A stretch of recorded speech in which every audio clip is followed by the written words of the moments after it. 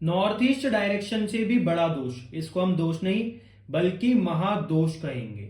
नमस्कार दोस्तों, स्वागत है आपका अनंतम वास्तु की एक और वीडियो में, जहां पर हम आपके सामने वास्तु के गूढ़ गूढ़ रहस्यों को प्रस्तुत करते रहते हैं। और आज भी हम जो रहस्य जिसके ऊपर आज हम बात करने वाले हैं उसके बारे में आपको पता होना भी बहुत जरूरी है। चाहे आप अभी कोई नया घर लेने वाले हो, चाहे आप रेंट के ऊपर कोई घर लेने वाले हो, या फिर फ्यूचर में भी अगर आप कोई घर लोगे तो आपको इस बात का पता होना अति आवश्यक है। तो दोस्तों वीडियो को शुरू करते हैं, पर उससे पहले अगर अभी आप चैनल पे नए हो तो जल्दी से चैनल को सब्सक्राइब करो, जिससे आपको भी वास्तु के गूढ़ गूढ़ रहस्य जानने का मौका मिलता रहे। तो दोस्तों आज हमारे पास ये जो आप मैप देख रहे हैं, इसके अंदर एक ऐसा दोष है जिसको नॉर्थ ईस्ट डायरेक्शन के दोष से भी बड़ा माना जाता है। आज हमारे पास एक क्लाइंट आए जिनको अपने लिए एक नया घर लेना था, और वो अपने लिए नया घर जब ले रहे थे तो उन्होंने एक प्रॉपर्टी भी सिलेक्ट करके रखी हुई थी जो उनको पसंद थी। अब जैसे ही उन्होंने अपनी उस प्रॉपर्टी का नक्शा हमें भेजा तो हमने नक्शे में क्या पाया, उनका जो घर है उसके सेंटर यानी कि ब्रह्म स्थान पे, प्रॉपर ब्रह्म स्थान पे उनके घर में टॉयलेट बना हुआ था। और दोस्तों ब्रह्म स्थान अपने आप में एक महामर्म स्थान है। ये ब्रह्मा जी का वास इस स्थान पर होता है। साथ ही साथ अगर इस स्थान पर किसी भी प्रकार का कोई दोष हो तो आपके जीवन में ये इतनी बड़ी बड़ी समस्या दे सकता है, शायद नॉर्थ ईस्ट का टॉयलेट भी ना दे। पर दोस्तों क्यों ब्रह्म स्थान हमारे जीवन में, हमारे घर में इतना इंपॉर्टेंट रोल प्ले करता है? क्योंकि दोस्तों जब भी हमारे घर का नक्शा तैयार होता है, हमारा घर बनना शुरू होता है, उस पर चार दीवारी खड़ी होती है, तो सबसे पहले यही स्थान जिसके ऊपर भगवान का प्राकट्य होता है, जिसको हम ब्रह्म बिंदु भी कहते हैं। और इसी स्थान के बाद हमारे घर में चारों दिशाओं में जो 45 देवी देवता होते हैं उनका प्रादुर्भाव होता है। उनके प्रादुर्भाव का स्थान यही ब्रह्म स्थान है, इसलिए ये अपने आप में एक बहुत ही इंपॉर्टेंट है। और जब वास्तु पुरुष को आप देखोगे तो जो वास्तु पुरुष है उनकी जो नाभि यानी कि उनकी जो नेवल का हिस्सा है वो ब्रह्म स्थान होता है। तो आप जानते भी होंगे कि हमारे जीवन के अंदर, हमारे शरीर में जो हमारा नाभि वाला स्थान है वो बहुत सेंसिटिव होता है, और वहां पर अगर किसी भी प्रकार की कोई चोट तक लग जाए तो हमारे जीवन में हमें बड़ी ही हेल्थ की प्रॉब्लम्स का सामना करना पड़ सकता है।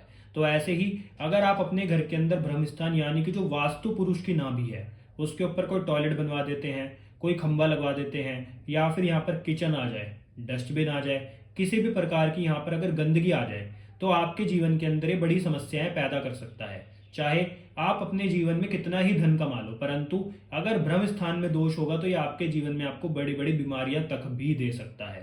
तो इसलिए अगर आप भी अपने लिए कोई नया घर बनवा रहे हैं या आप भी अपने लिए कोई नया घर खरीदना चाहते हैं तो इस ब्रह्म स्थान का ध्यान अवश्य रखें।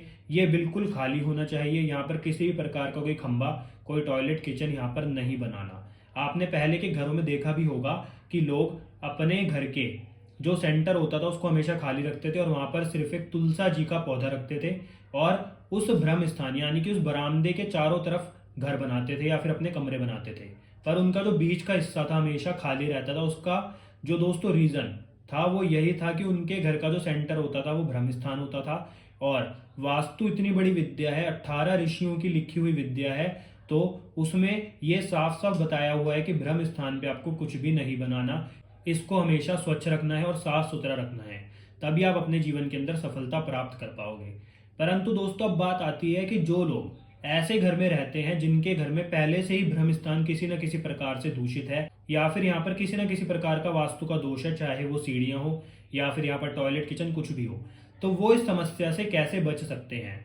वैसे तो दोस्तों ब्रह्म स्थान का किसी भी प्रकार से कोई उपाय नहीं है, आपको इसको ठीक करवाना ही पड़ेगा। चाहे टॉयलेट हो, चाहे यहाँ पर सीढ़ियां हो, उनको कहीं और शिफ्ट कराना ही पड़ेगा। परंतु अगर आपके पास कोई चारा ही नहीं है ब्रह्म स्थान को ठीक कराने का तो आप क्या करेंगे?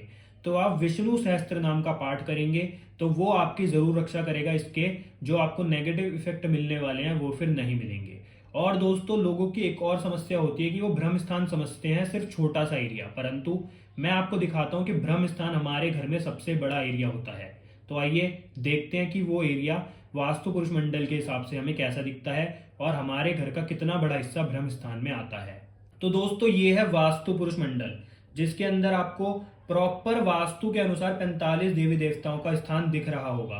पर अगर आप एक चीज को नोटिस करो तो आप देखोगे कि यहाँ पर ब्रह्मा जहां पर लिखा है ये कितना बड़ा एरिया है, और इसको ही दोस्तों हम ब्रह्म स्थान कहते हैं। तो जब भी आपका घर बनता है उसमें सबसे बड़ा एरिया होता है जो, वो ही ब्रह्म स्थान होता है। इस बात का हमेशा ध्यान रखें, सिर्फ एक बिंदु नहीं होती है, पूरा एरिया ही ब्रह्म स्थान कहलाता है। तो दोस्तों, अगर आप अपने जीवन के अंदर सफलता पाना चाहते हैं तो इस बात का ध्यान रखें कि ब्रह्म स्थान हमेशा स्वच्छ रहे, साफ रहे, और आप हमेशा विष्णु सहस्त्र नाम का पाठ करते रहें अगर आपके घर में ब्रह्म स्थान पे किसी न किसी प्रकार का कोई दोष है तो दोस्तों, धन्यवाद इस वीडियो को देखने के लिए। अगर आपको आज की वीडियो अच्छी लगी तो वीडियो को लाइक जरूर करना, क्योंकि ये गूढ़ रहस्य आपको हमने बताया जिससे आपके जीवन के अंदर आपको सफलता प्राप्त हो और आप अपने जीवन के अंदर किसी भी प्रकार की घर लेने में गलती ना करें।